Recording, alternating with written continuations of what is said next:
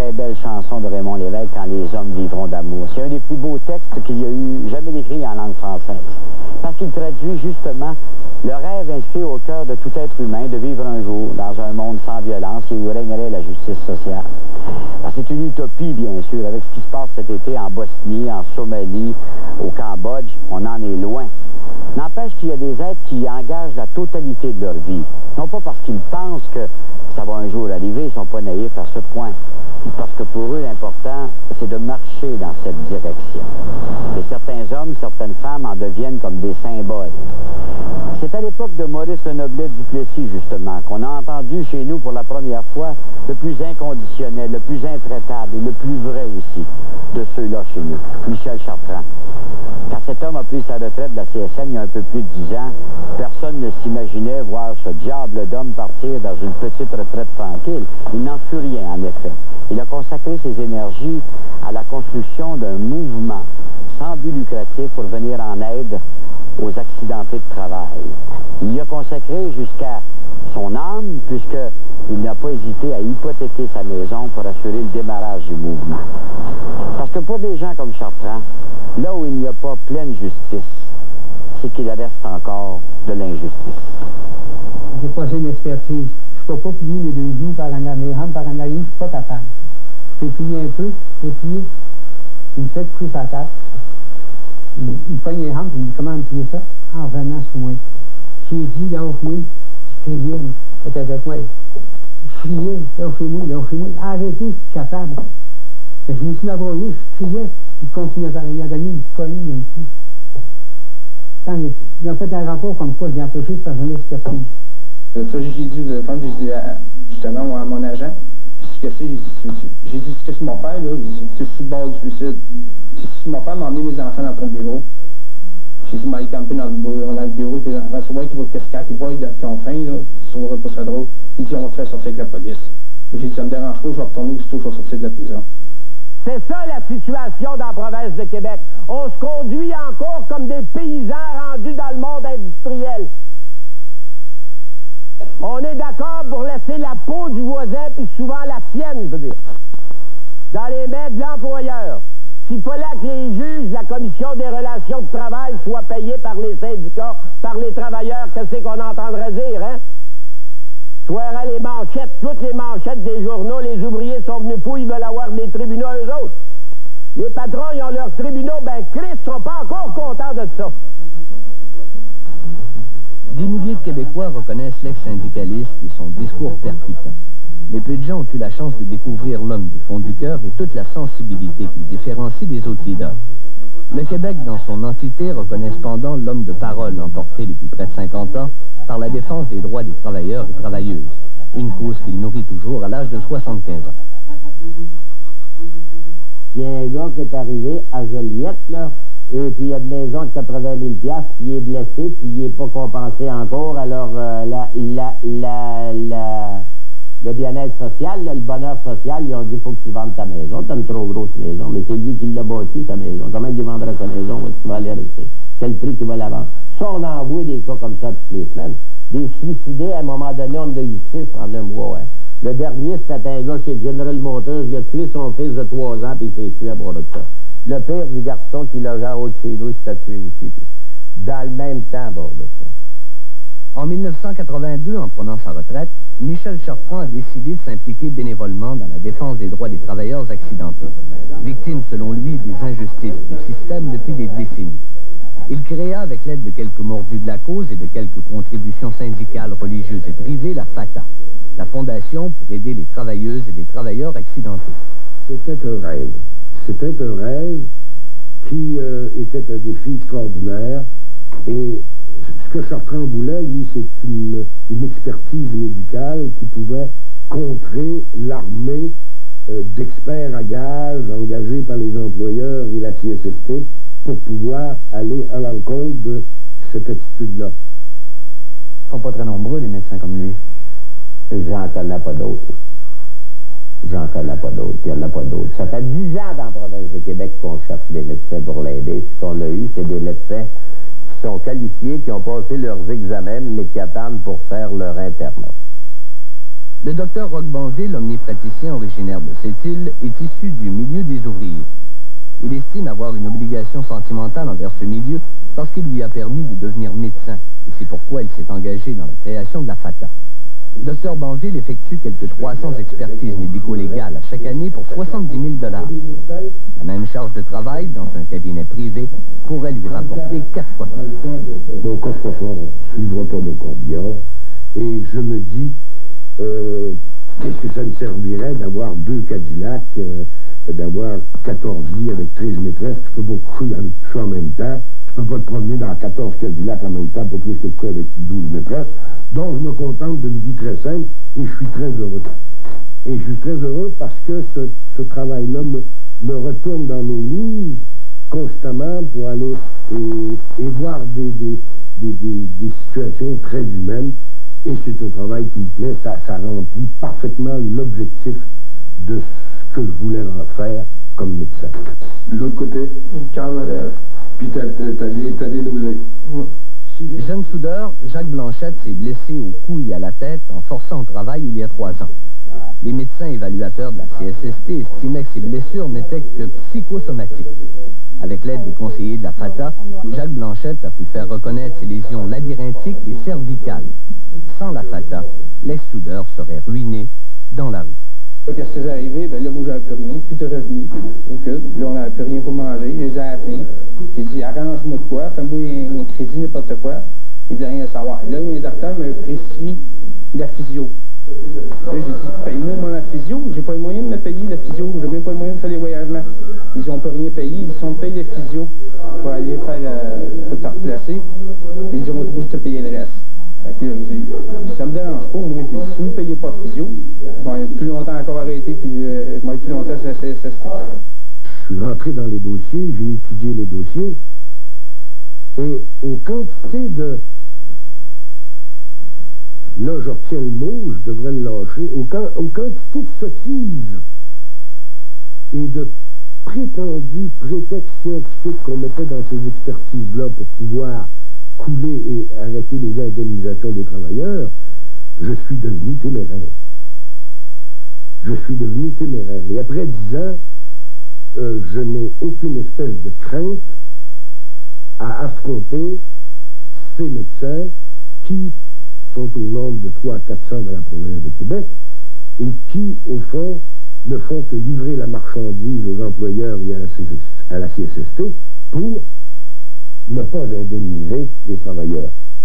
Au bureau de révision, l'employeur est là avec son avocat et son médecin. Pas un médecin, un mercenaire, avec une licence en médecine. Les médecins de compagnie, c'est les médecins de la CSST, on prend ça pour des mercenaires parce qu'ils disent n'importe quoi puis ils font n'importe quoi. On leur dit, soignez donc les compagnies puis écœurez donc pas les accidentistes. Claude Pétel est coordonnateur de la FATA. Il défend la cause des accidentés devant différentes instances administratives, dont la CSST, la Commission des affaires sociales ou la Commission d'appel en matière de lésions professionnelles. C'est grâce à lui et à ses collègues que dans 70% des interventions de la FATA, les accidentés au travail ont obtenu des indemnités d'abord refusées par la CSST. On est pogné dans une dynamique où le travailleur est obligé d'effectuer un travail d'une certaine façon, puis il se blesse en effectuant ce travail-là. Là, ils vont être pognés, puis je sais pas ce qu'ils vont faire avec ce monde-là. Là. Ils vont être blessés. Ils vont se ramasser où? Ils vont se ramasser sur le BS ou je sais pas quoi. En tout cas, c'est pas mal absurde, toute cette dynamique-là. Indignés, les porte-paroles de la FATA estiment que les employeurs ou les représentants de la CSST contestent continuellement et de façon arbitraire les séquelles des victimes d'accidents de travail. Ces mêmes victimes qui ont du mal à se trouver un médecin traitant prêt à confronter l'autre partie, ces mêmes victimes, pour la plupart non syndiquées, devant s'engager dans le labyrinthe d'une machine quasi infernale qui réduit leur qualité de vie. Je te fais remarquer que dans toutes les provinces du Canada, y compris le Nouveau-Brunswick, les gens qui font l'ouvrage que les conseillers de la FATA font, puis les autres organismes qui s'occupent des accidentés du travail, sont payés comme des gars de l'aide juridique. En Ontario, c'est ça. Au Manitoba, c'est l'organisme comme la FATA qui a un budget et qui répond de son budget au gouvernement. Oui, c'est la seule province où le travailleur est complètement abandonné, puis il y en a 60% à peu près qui ne sont pas représentés par tout. De qu'est-ce qu'ils se plaignent, les patrons? Qu'est-ce qu'ils veulent de plus? Ils m'ont dit qu'ils m'avaient trouvé d'ouvrage. Mirabel. J'ai demandé, qu'est-ce que c'est d'ouvrage? Ils m'ont dit, c'est pour être balayeur. Il m'a fait une canne de misère de marcher. Il dit, oui, mais d'une canne, un balai, il n'est pas poussé, il y a peut-être ma manette, si vous voulez. Pas d'autre place. Ah, je voulais dans Jonzy, si ça n'acceptait pas ça, on vous coupe. Âgé aujourd'hui de 60 ans, Régent Corbeil a subi le manque de respect ultime. Mécanicien de machine fixe chez ITT en 1979, M. Corbeil a fait une chute sur les lieux de travail qui a entraîné l'ablation de la rotule du genou droit et la présence de l'arthrose dans les deux jambes. L'affaire a traîné jusqu'en septembre 91, jusqu'à ce qu'il entre en contact avec la FATA. 6 mois plus tard, le cas Régent Corbeil était réglé avec décence. Pourtant, la compagnie ITT ne le contestait aucunement. Ce sont les médecins évaluateurs de la CSST qui estimaient que les lésions n'étaient pas consécutives à l'accident. J'ai passé une expertise assez bref. Il s'est dans son bureau. Là, il dit, je voulais expliquer tout mon corps. Je n'ai pas d'affaire à savoir ça. Je sais ce que c'est. Il m'a passé, quand il y a eu le rapport, c'est tout un rapport contre nous. C'est pas fini. Contre votre cause? Ouais. Allant même jusqu'à dire je pouvais travailler, puis... et que vos lésions n'étaient pas consécutives à l'accident de 79? On a dit que la jambe gauche, ça ne comprenait pas l'accident, puis il n'a rien accepté de ça. Comment vous vous sentiez à ce moment-là? Je ne m'attends pas vous dire. Parce que... Mauvais. Mauvais, c'est mauvais, oui. On veut la disparition des contestations dans les dossiers d'accident de travail. Moi, je travaille à la disparition de la FATA. Je veux dire, le jour où il n'y aura plus de FATA, ça veut dire que les accidentés du travail n'auront plus de problème. Mon but, moi, c'est d'en arriver à démontrer l'absurde de la FATA, parce que si les accidentés du travail seraient traités comme du monde, on n'aurait pas de raison d'être. Moi, en tant que superviseur, je reçois un employé le lundi matin, 8h15, qui m'arrive avec un mal de dos. Je fais quoi avec ça? Là? Je fais une enquête. C'est pas facile à détecter, ça, là. Moi, je veux demander que la récession, l'insécurité apporte des gens à servir de ça. Par ailleurs, la récession, l'insécurité apporte beaucoup de monde à pas dire leurs blessures puis à pas dire leur accident, oui. hein? Oui. Puis à retourner au travail avant d'être guéri pour le fonds de pension, pour ci et pour ça. Parce qu'ils savent que le boss n'aime pas ça quand t'es absent. Alors la récession, elle joue pour vous autres bien plus que pour les accidentés. Pour les deux parties. Surtout pour les employeurs, Chris. Ouais. Les ouvriers ne sont pas gros pendant la récession. Ils sont pas gros pendant la récession, les ouvriers. Les leaders de la FATA sont convaincus que les acquis pour assurer l'indemnisation des travailleurs accidentés diminueront au fil du temps, surtout depuis l'adoption de la loi 35 il y a quelques mois. Ils sont faibles, ces acquis, et la loi 35 accorde à la CSST davantage de pouvoir de contestation des dossiers de travailleurs accidentés pour assainir, soi-disant, le système actuel. Là, ce qui va arriver, là, c'est que tu vas avoir le certificat de ton médecin, puis eux autres, ils vont dire, nous autres, on prend un expert, puis là, ça va être l'expert payé par la CSST qui va te dire. Il va dire, t'es pas blessé là, ça vient pas de là, c'est une condition personnelle. Donc, le minimum de pouvoir du travailleur. Il n'y a plus rien partout. Il y a une preuve de mauvaise administration ou d'incompétence évidente à la CSST. Mais c'est pas ça qu'on essaye de régler par le projet de loi. On essaye de régler en s'attaquant aux victimes. Tandis qu'il devrait s'attaquer à cet aspect-là du dossier, soit rendre des gens compétents qui rendraient des décisions intelligentes. On travaille pour gagner sa vie, on travaille pas pour la part. Il ne faut pas laisser un peu de sa peau à chaque fois qu'on va travailler. On aura donc compris facilement où l'injustice a fait son nid en ce dossier. Avant que la FATA n'existe, le rapport d'une travailleuse ou d'un travailleur avec le monde bureaucratisé de la santé et sécurité au travail n'était en rien équitable. On sait depuis longtemps que les prétendus dépistages de fraudeurs ne sont en fait que des opérations de contrôle budgétaire qui importent plus, encore aujourd'hui, que la justice envers telle ou telle personne. Alors heureusement qu'il y a des Chartrand, des Banville et autres qui vont mettre parfois les bâtons dans la roue d'une machine qui broierait tout, comme elle le fait, hélas, trop souvent, dans les usines.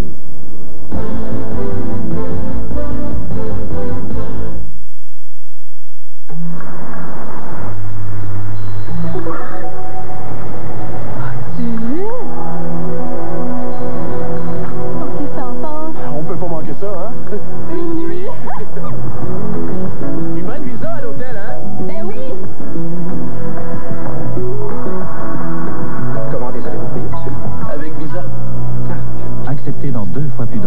la carte American Express. Visa. Une carte, une seule.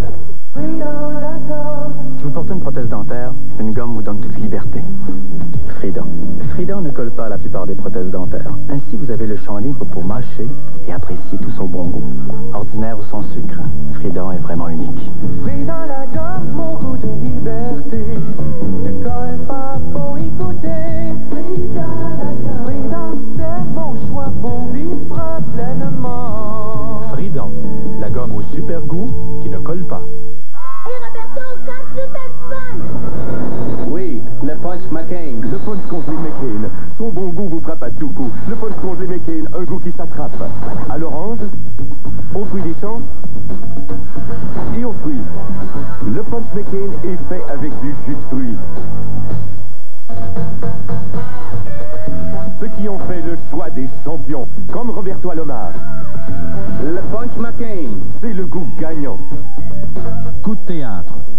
Voyez 6 grandes pièces de théâtre pour seulement 75 $, taxes incluses.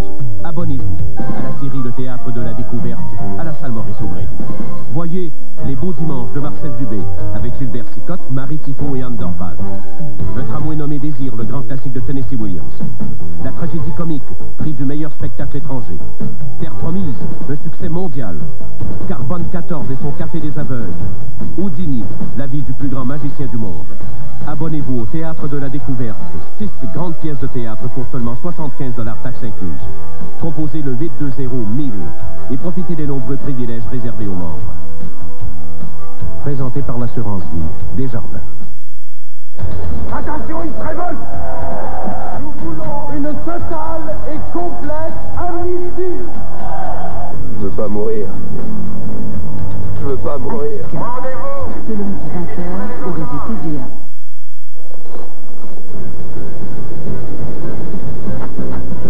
C'est une affaire sûre. Un financement de 4,8% pour 48 mois sur des Civic, Accord et Prélude sélectionnés. Maintenant chez vos honorables Honda. Honda, Accord, pour une durée limitée, moins de 15 000 $. Vos honorables Honda vous offrent une Accord LX à un prix aussi bas que 14 995 $. Toujours la main gagnante avec Honda.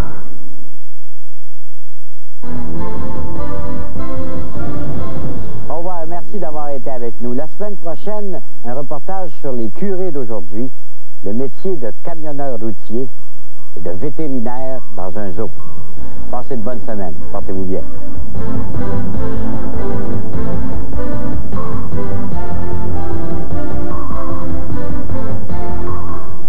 Jean-Luc Mongrain s'entretient avec une victime d'inceste.